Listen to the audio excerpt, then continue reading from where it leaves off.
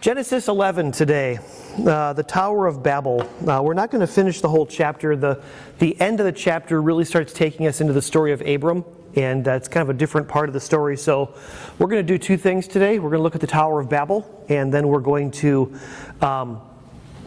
just sort of wrap up Genesis 1 through 11 and some takeaways. So that'll be our plan today. So Genesis 11, now the whole world had one language and a common speech. That is not so far-fetched. So I brought the PowerPoint today because I wanted you to see this image. This is sort of received wisdom on the origin of languages. And as you look at this image, you will see that there are sort of three hypothetical roots from which languages come. This one says Sino-Caucasian, so this is the Chinese family of languages. You see the biggest one here is Mandarin. This long root here, you can't see that, but that's labeled Indo-European, and you see it covers all sorts of languages from German all the way to Bengali and Hindi, which are the main languages of India. So we would never think that, because we're pretty far removed from the study of languages.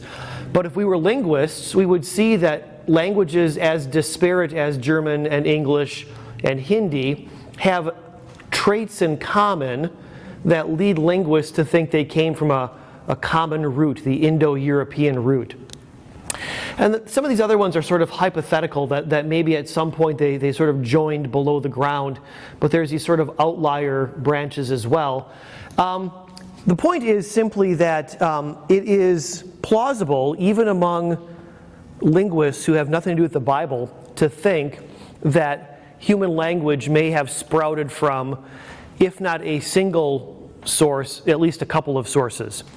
So when we talk about the confusion of languages at Babel, I mean, there is also sort of this evidence that says this story is explaining a real phenomenon here, that we have very disparate kinds of languages, even though we see evidence of some languages being quite closely related.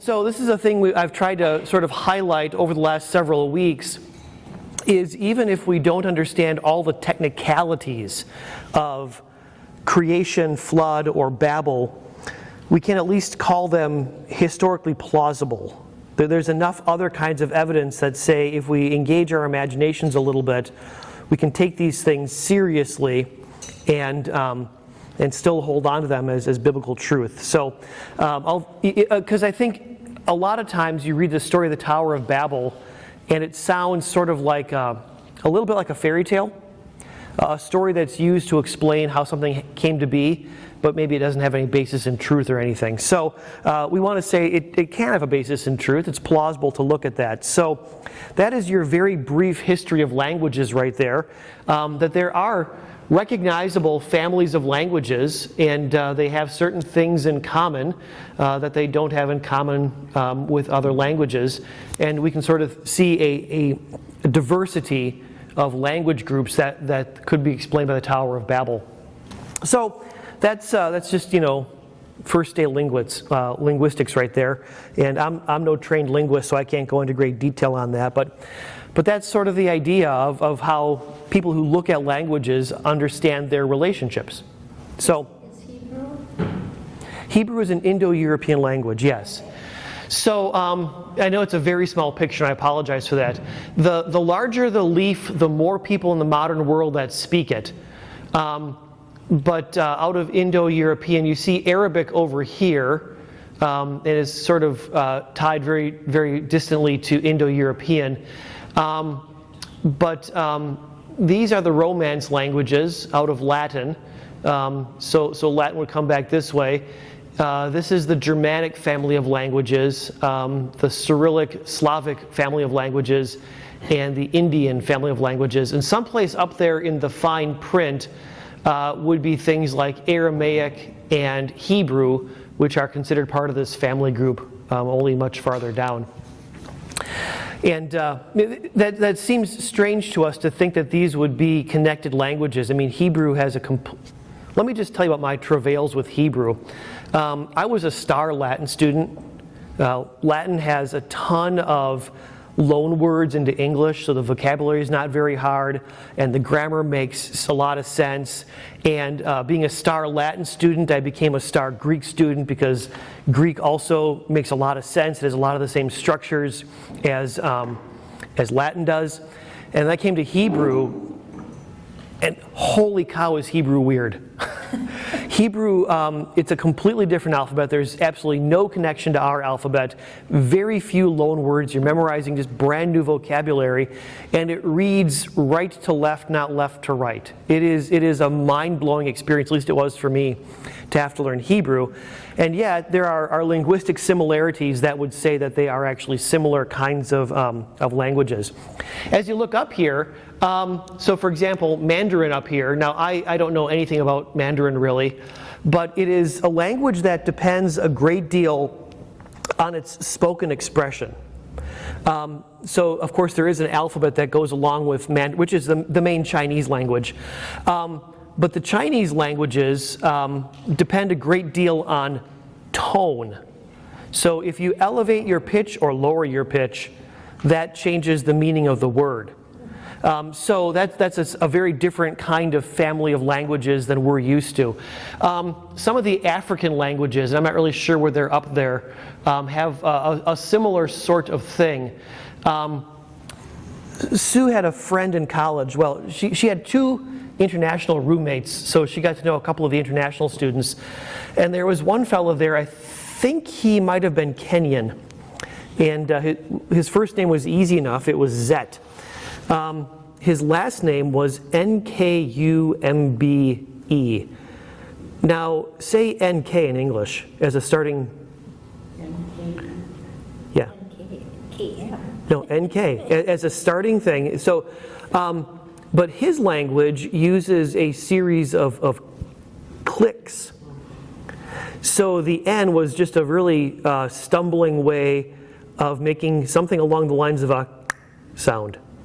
So his name was Zet Kumbe.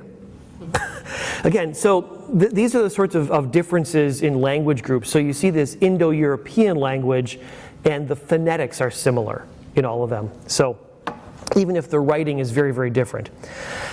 The point of all that is really just to say, it's a plausible story to say that there was at one point a common root and God confused it, because we can identify 3 or 4 or 5 sort of very ancient root languages, and linguists do this all the time.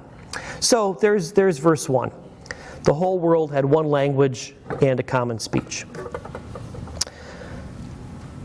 As people moved eastward, they found a plain in Shinar and settled there. We've bumped into Shinar a couple of times before. It's basically Mesopotamia. It's basically that land that sort of follows the Tigris and the Euphrates going down. There's all sorts of polemical stuff that goes on in Genesis 1 through 11. We've seen that already. Probably not a mistake that this particular story is attached to the ancient site of Babylon, and that it's called the Tower of Babel, which sounds a great deal like Babylon, because we've already found out that the writer of Genesis 1 through 11, so when Moses writes it down, he has absolutely no difficulty bashing the values of the world around him. So that's probably part of the specification that they're on the plain of Shinar. It's that nasty place to the east of us. And then we kind of ask the question, what's the problem? I think that's an important question to ask. Because the story seems innocuous enough. People moved eastward, they found a plain, they settled down. That's what we did, except we moved westward, right? We were actually talking about this last night with some friends about driving through South Dakota. You ever done that? Oh, yeah. And you sort of get to the Missouri River and you're at this moment of saying either, nope, I'm going home, or we're going to risk this sea of grass. And then you see off in the distance one little settlement and you think, you know what, They broke a wagon wheel 150 years ago, and that's why they settled there. Because there's nothing out here. This is crazy. So we went west, people went east, and we kind of think, well, what's wrong with expansion? What's wrong with settlement? And they make bricks, and they bake them thoroughly. They want to have a permanent dwelling. The fact they highlight they used brick instead of stone and tar for mortar is assuming, again, a sort of Palestinian origin. For Moses wrote this. In Palestine, you used stone. So the idea that you make bricks is like kind of weird. It's a whole different technology. It's a little bit like an old-time carpenter who discovers that in a lot of industrial buildings today, they don't use wood studs, they use metal studs. You can imagine the guy be like, metal studs? That's so weird. And they're using screws instead of nails. What's going on here? So it's just sort of a technological comment. And then let us build a city with a tower that reaches to the heavens. So here's the place that we start to understand the problem. Let's look first here. Genesis 1:28. God blessed them and said to them, "Be fruitful and increase in number, fill the earth and subdue it." So if we have that in our heads, and although it's taken us weeks and weeks, it really is only 7 pages ago. So if we were reading this thing straight through, you'd say, didn't God tell them to fill the earth? And here they are refusing to fill the earth. They're going to settle down. So that's sort of point number one. We've just come out of the table of nations, so we know they're going to be multiplying. We understand that. But there is a resistance to filling the earth. So at some point, God is going to have to move this whole thing forward and get them moving again. So here is then the rest of the story. First, it's because they settled. And then, let us build ourselves a city, so far so good, with a tower that reaches to the heavens. Now, that doesn't mean a skyscraper. Who lives in the heavens? The gods. What do they want to do? They want to build a tower that goes to the gods. And they want to make a name for themselves. So at the very least, they want to be on an equal footing with their gods. In terms of the Genesis story, this is in some ways a repeat of Genesis 3. What's the temptation that finally got them? You will not surely die, but you will be like God, knowing right from wrong. So it's this idolatry of the self that keeps on rising up within the story. We had it with Adam and his family, and now we have it with Noah's family. This idolatry that keeps on infecting the race and leading them to set themselves up as their own kinds of gods. So this is not a story about architecture. It's a story about God and idolatry. That's what it really is. So a tower that reaches to the place of God so that we might make a name for ourselves among the gods. So idolatry is huge right here. So the idolatry of the self is huge. The first idol is humanity itself. When we talk about idols, we often talk about the P's: power, popularity, prosperity. Those are the things that we really chase after, the things that we really worship. I've preached many a sermon on that. I've talked to confirmation kids about that. Alliteration helps them remember stuff. What do people really count on? If I had enough power, if I had enough friends, if I had enough money. So those are the idols that we usually identify. But the thing that stands at the root of it all is worshiping ourselves and wanting ourselves to be the measure of all things. We see it in Genesis 3. We see it again in Genesis 11, sort of the capstone of this section of the Bible. And that is reflected in God's own judgment in verse 6, which is on the screen behind me there. The Lord God said, "If as one people speaking the same language they have begun to do this, then nothing they plan to do will be impossible for them. And on your handout there is a phrase I picked up from a commentary, a refusal to live within God-given boundaries. So in this case, it's actually God told them to transgress boundaries, fill the earth, and they refuse to do it. But they're not content to be creatures of God. They want to be autonomous and stand in the place of God. So they want to build the temple, the tower to the heavens.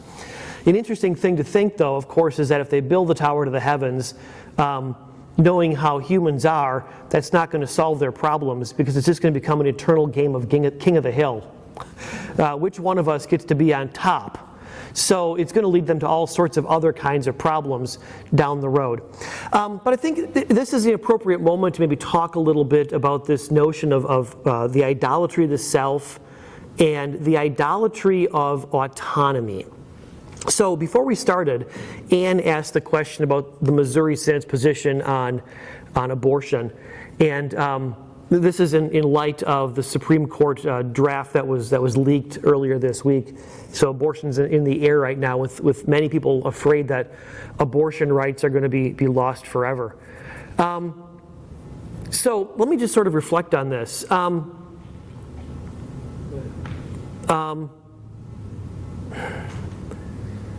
The rhetoric is kind of crazy, and our country is kind of schizophrenic. I mean, not really kind of. We're really screwed up. So in the same country in which you can voluntarily end a pregnancy long into viability, really, this is also the same country where you can be accused of double homicide for killing a pregnant woman. So we don't seem to understand anything about life. I think that's something we have to say. We don't seem to want to understand life. I've seen some stuff on Facebook recently, the last couple of days, and one was, it's not about whether that's life or not, it's about the autonomy of the woman. And I think that for me is sort of the clarifying point, because it's exactly about the life of the child. That's exactly the point.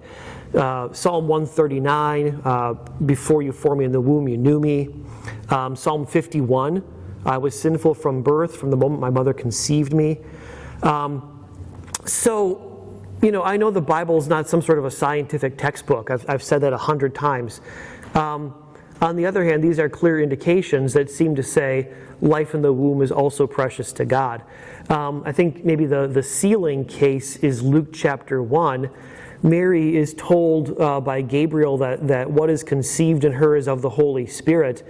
And she goes to see Elizabeth, and the child in Elizabeth's womb, who's John the Baptizer, leaps for joy in the presence of the unborn Jesus. So you have an unborn John the Baptizer leaping for joy in the presence of an unborn Jesus. And that raises some pretty sticky theological questions if you think that life doesn't begin at conception. Because then you have to ask the question, well, then when did Jesus become the Son of God? Because Luke 1 is pretty clear. It was at conception that's when he was incarnate. So there's those things going on there about where life begins, and that really is the issue. So in some ways, on this particular topic, it feels a little bit like we're talking past each other because we're talking about different things. On the one hand, you have the language of women's autonomy. On the other hand, you have the language of life. And they're very two different topics. So, and we don't agree with each other on either of those topics, so it's really just kind of a mess. The thing that troubled me the most, though, was the language I heard the last couple of days about autonomy. Because what we've done is we've made ourself the measure of all things. So Cain's famous question, and again, just a couple of chapters ago, although it's taken us 2 months, am I my brother's keeper? And what's the answer? Of course you are. We have moral obligations to take care of each other. It's part of our humanity. It's part of what God has created us for.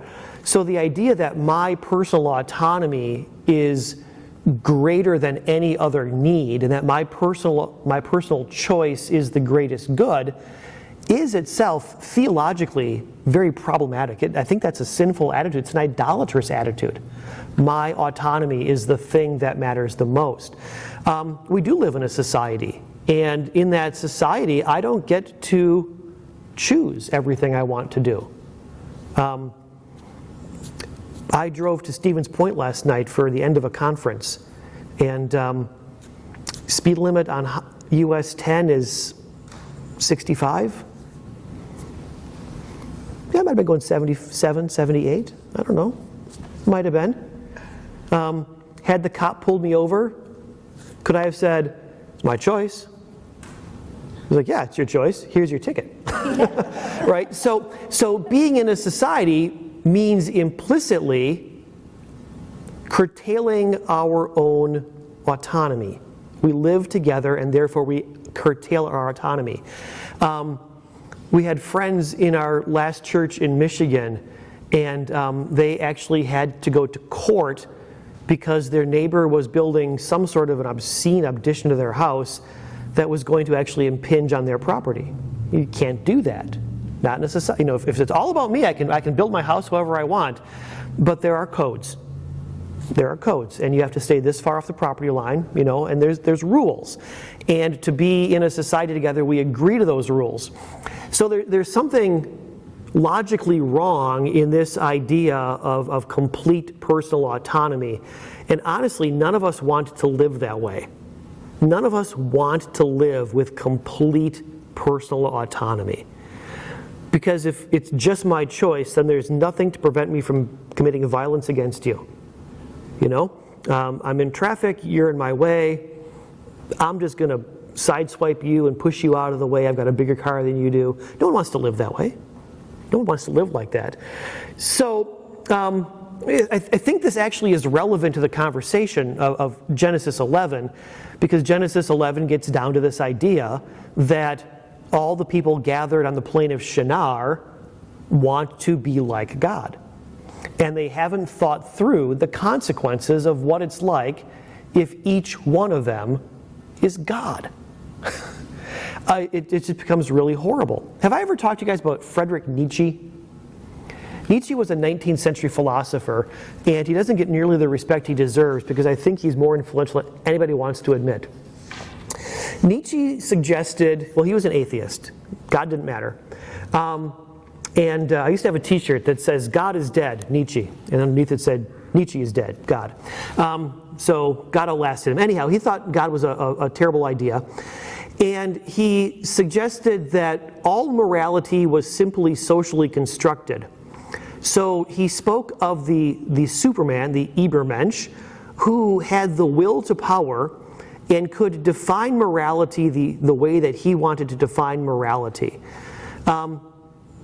One of the results of that, there's a very interesting book on this that I read years and years ago, was Nazism. If we construct our own reality, then nothing is really wrong for us, and we can do whatever we want, including exterminating all of Europe's Jews, gypsies, and other undesirables as defined by the Aryan stereotype. So it's really an ugly way to live if we think through what does this claim for personal autonomy ever mean. So in terms of the abortion debate, I think that's just a really troubling argument to make, that we don't have, I shouldn't say we, I'm not a woman, I'll never be pregnant. I understand that. This is, that's one of the things that will get thrown at you. You're not a woman, you understand. But a woman has a responsibility for the life within her. It's as simple as that. The life is created. Maybe you didn't plan for it. Anybody have any oopses out there? Anybody? We don't call her an oops, but we have one we didn't count on. We certainly weren't planning for her. We weren't planning against her. And she's made our life so much better. It's one of those things where it's like, we thought we were done, but God didn't think we were done. And we have this amazing young lady in our family. It's a cool thing. So our plans and purposes don't always work out. I think reasonably, if we want to have a reasonable approach to abortion, we have to carve out some sort of allowances when the mother's life is in critical danger. And I think we have to, as a society, carve out some allowances, whether we like it or not, in cases of rape and violence. I think those are reasonable things to carve out allowances for. But a lot of abortions in this country are simply elective, and therefore problematic. Anyhow, that's just a little bit reflecting on sort of how this idolatry of self portrays itself into our society. I think that's an important thing to think through. Having said that, I also don't think that we should let ourselves off the hook, because each of us is a child of Adam and a child of Noah, and therefore a child of Babel. And each of us also has the tendency within us to say, what I want is so obviously right, and yours is so obviously wrong. Because each of us has the idolatry within ourselves, so we can't just say, oh, that's them over there, without first looking at ourselves and saying, oh yeah, that's us too, that's me too. So, okay. Anne is dying to say something. I can tell by the look on her face. No. Okay. I was waiting for you to continue speaking about Friedrich Nietzsche. Well, no, Nietzsche's this philosopher, and so the titles of his book actually sort of track this out. He writes Beyond Good and Evil, that there's no such thing as absolute morality. He and I forget the other title, but then he introduces the idea of the Superman, and I think that book is called The Will to Power. And the idea is that since there is no such thing as absolute morality, it is the man who dares, he was a 19th century German, he was the man who dares to grasp power and to do things his way. Which is a very brutal way to live, because it all comes down to violence and force, and I'm stronger than you. When we saw that all through Genesis 1 through 11, we saw it with the story of Lamech and this tyranny. We saw it a little bit in Genesis 6 with the possibility that the Nephilim are tyrants of some sort.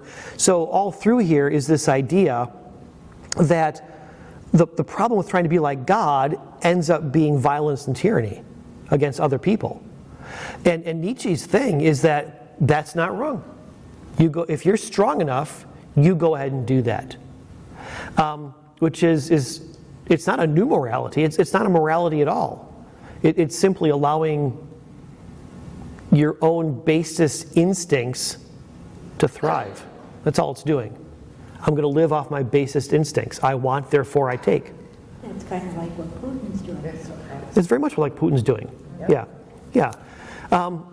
Exactly. There's no justification for it. No real justification for it. He's manufactured some stuff. But it's simply... So the Ukraine, in my mind, is kind of an ironic case of this, because Putin's like, I've got a bigger army than you do, so I'm taking your territory. And so far, that hasn't happened very well for him. So apparently the Ukrainians are spunkier than he thought. But yeah, it's exactly that way. It's why Hitler took Austria. It's why Hitler took Alsace-Lorraine. It's why Hitler took all sorts of stuff. I want it, and I've got the power, so I'm taking it. And people looked at him like a god. Well, I mean, he was certainly charismatic, and he certainly convinced an awful lot of Germans. Yeah.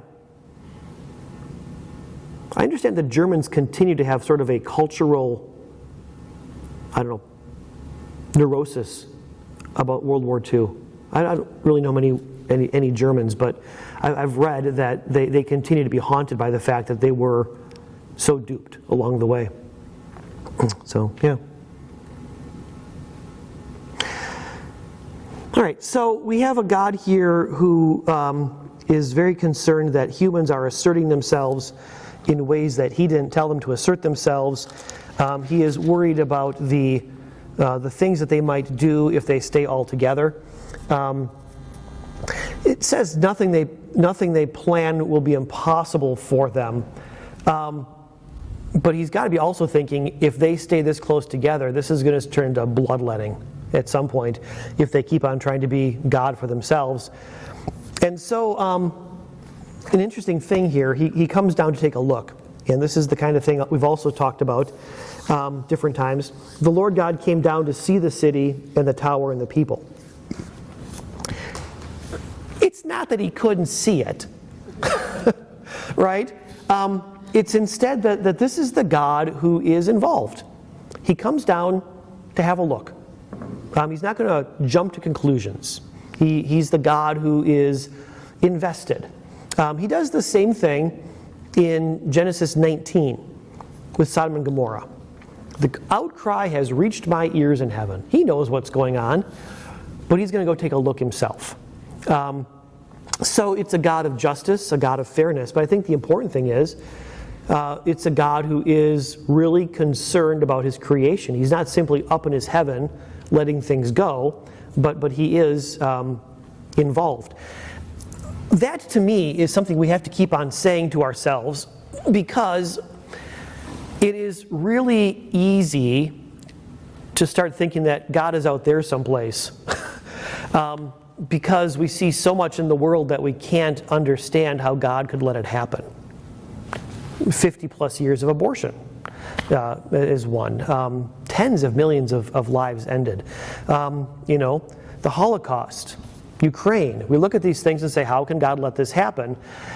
So to have these reminders that our God is a God who is involved, he knows the suffering and the trouble of his people and of his creation. Even if we don't understand what he's doing with it, we have to at least say, he knows. He knows what's going on. He's in the midst of it with us. And we can take comfort to say that says he's not ignoring it, even if we would like him to act a little faster. He's in charge. He is in charge, even if we would like him to act a little faster sometimes. And I think we've all had that moment we wish he would act a little faster. So, yeah. All right, so that's the Tower of Babel, kind of briefly, but it's the main points there. Say, Pastor, just Yeah, a quick Peter. question on that. Indicating, he said, let us go down and see what's going on. Mm-hmm. What would he be referring to when he says, let us go down? Okay. Let us go down. There's a number of possibilities, as there was in Genesis 1. The first possibility is that it is the royal we, as Queen Elizabeth is given to say, we are not amused. So sometimes royalty speaks of itself in the plural. That's a possibility. It is a possibility that he is talking to his heavenly court. So the angels around him, let's go down and look and see. Of course, as Christians, we would read back the idea of Trinity in there. So there are a number of possibilities. I think as Christians, we would most naturally say, well, God is 3 in 1, so of course it's let's. So that'd be, as a Christian, our first instinct would be to see the Trinity there. As we did in Genesis 1, let us make man in our image. It's made so clear. Come, let us go down and confuse them. Yes. Mm-hmm. Right. Right. Okay. Yep. And from there they scattered over the face of the whole earth. So there we go. Shazam. Off they go. I want to sum up a little bit. We've been at this for several weeks now and turned to Genesis 1 through 11. So a thing that kind of started the study, it was actually Rich's idea to do the study, and although we sort of didn't delve deeply into the scientific aspects of evolution and everything, I think the thing I'd like you to walk away from is thinking, okay, this is historically plausible. There are ways that you can be a Christian and think about the world scientifically, and these things sort of make sense. And the great example there is the story of the flood. Something cataclysmically happened to the earth that changed the earth forever. Scientists agree. They talk about asteroid strikes 65 million years ago. So we sort of agree in general, but we don't agree on the timing of it.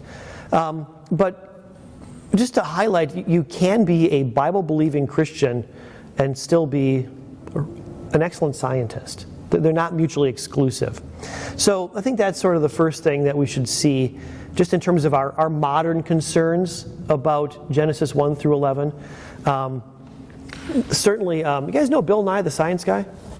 Oh, yeah. Yeah, Bill Nye the Science Guy, who basically said that anyone who teaches their kids about special creation in 6 days is committing child abuse.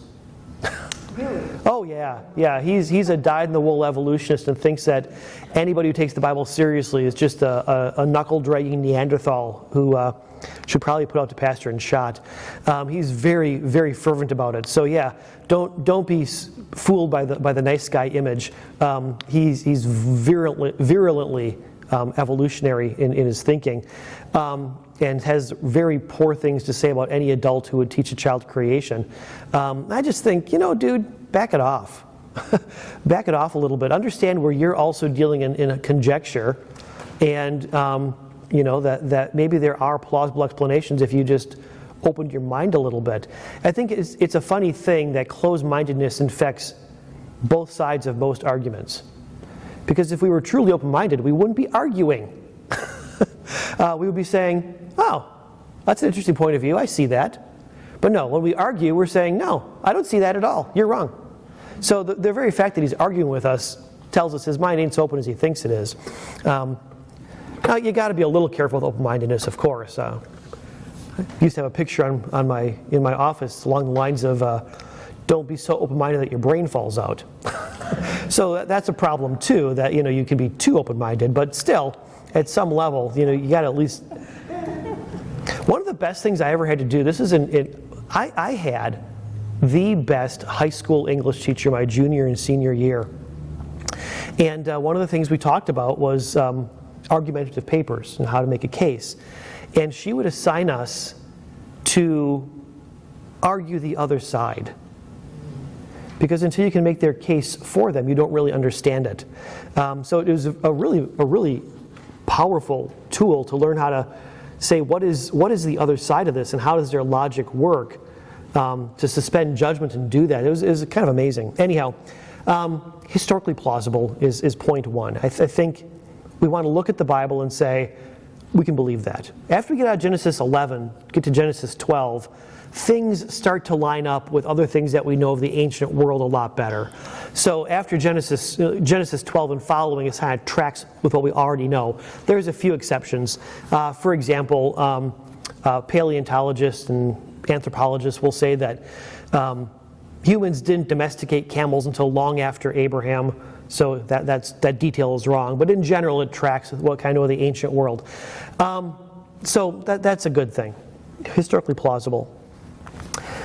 We've seen this too, that probably the main purpose of Genesis 1 through 11, or one of the main purposes, is not to make the thing historically plausible, but to engage in anti-pagan arguments. So we saw this with the way that the creation account is so different from the mythological creation accounts, where the world is in chaos and violence, but here it's almost serene. And the Spirit of God hovers over the face of the deep, and out of it God speaks. So it's really undermining the myths that sustained a lot of Israel's pagan neighbors. Same thing we saw with the flood. The flood has its pagan analogies in the Gilgamesh epic, but the biblical story of the flood is so different from that. In the Gilgamesh epic, the gods unleash forces they can't control, and they're terrified, and people escape by accident. But in the Genesis 6 through 9 account, it's God who's in control. It's God who unleashes it. He unleashes it for a reason, because of the wickedness of human beings, and he, by choice, saves the restart. He saves Noah. So there is, through this sort of argument against paganism and how the things really are. And the third thing I'd highlight here is that Genesis 1 through 11 really highlights the God of the whole world. I often will refer to him as the God of Israel. It's a convenient way of distinguishing that God from every other thing that's called God. That also is a hobby horse of mine, just a thing that really just drives me crazy. Some huge majority of Americans say they believe in God, but then try to nail down, what do you mean by that? And that gets really sticky, because it's definitely not the triune God. It's definitely not the God of Israel. But to say the God of Israel carries its own challenges, because he's not just the God of Israel. Book of Jonah, when he is confronted during the storm by the sailors, he says, I'm a Hebrew, and I worship the God of Israel, who is the creator of heaven and earth. So Israel's God has a claim to the whole world on him. Two things about that then. First of all, I think that is an excellent reminder for us about the scope of the gospel. The gospel is not for the chosen few. Jesus did not die for the chosen few. Jesus died for the sins of the entire world. There's a hymn that we often sing in Advent, Lo, he comes with clouds descending. You know that one? So in the original hymn, I think it was by Charles Wesley, what is the line? It's something along the line of, once for favored humans slain. But it kind of betrays some Calvinistic ideas there that Jesus wasn't slain for the whole world. And our hymnal, our editors updated that line to clarify that. So it's out there, the idea that Jesus didn't die for everybody, but instead he died for the chosen few. So it tells you something about the scope of the gospel. And I didn't write these passages down here at all. I just have them listed on your handout. I was actually thinking about this as I was reading the Ephesians reading on Sunday. So the language there was about God's pleasure. God's pleasure. And it reminded me that it's the same word as in Luke 2. Luke 2:14 is the story of Christmas. There is the Gloria in Excelsis, the glory to God in the highest. Glory to God in the highest and peace on earth to men in whom his favor rests, right? That's how you kind of usually hear it. Not perhaps the best translation to sort of capture it. Glory to God in the highest, and on earth peace. Well, here's how the NIV does it. On earth peace to those on whom his favor rests. To those on whom his favor rests. More literally, it's on earth peace to human beings in whom he delights. But that's more literal. To human beings in whom he delights. So who is this Jesus who is born? He is the one who comes to redeem humans, because God delights in humans. Not just some humans, but all humans. And God is as grieved as anybody when some humans remain in their rebellion against him. God's not kidding around when he says things like Ezekiel 30-something, I desire not the death of the wicked, but that they would turn and live. Or 1 Timothy, God desires that all men would be saved. This is his earnest desire, and the fact that some stay outside of that by their own obstinance grieves him. So Genesis 1 through 11 reminds us that although the majority of the Bible's story is going to be embedded in Israel, the fact is the scope of the work has from the beginning been to undo what Adam did to the entire race. That's the scope of the story. So another thing, I'm prepping a video for our life groups on being a good neighbor, and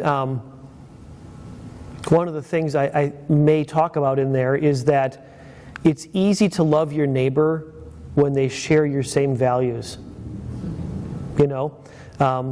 So the neighbor to my east is a member of this congregation, and my neighbor to the west is a faithful Christian. They go to Northbrook. I don't love Northbrook, but they're still Christians. They're easy to get along with. But you get a neighbor who's not any of those things, it's a little bit harder to put yourself out there, isn't it? But that's exactly where we're supposed to put ourselves out to. That's where the calling is, because God loves them too. And then the last thing, because it is about the scope of God's promises, in some ways Genesis 1 through 11 serves as an indictment of Israel's later history. After they come back from the exile, Israel becomes very exclusive. They have been burned by idolatry all around them, and they are not going to let it happen again. And in those 500 years leading up to the birth of Jesus, they become very, very exclusive. So the idea of Israel being in mission is kind of crazy. Jesus talks about the Pharisees going over the seas to make a single convert, but honestly, Judaism did not send missionaries. It wasn't what they were doing. Israel was the thing, and they're very proud of that. That explains a lot of what goes on in Jesus' ministry, the way he tweaks the values of Israel in his day. So it's sort of ironic that Israel's own scriptures end up undermining how they become later on in their history, because they lose sight of the universal scope of the thing. Makes Jesus' closing statement in Matthew 28 all the more prominent. As you're going, make disciples of all nations. And the idea is you're not going to be gathered here in this little sliver of land on the Mediterranean coast. You're going to be scattered throughout the entire world, taking the gospel to the entire world. So, yeah. So those are some sum-up things that we sort of see from a high-level look at Genesis 1 through 11. Anybody have last questions, comments, clarities?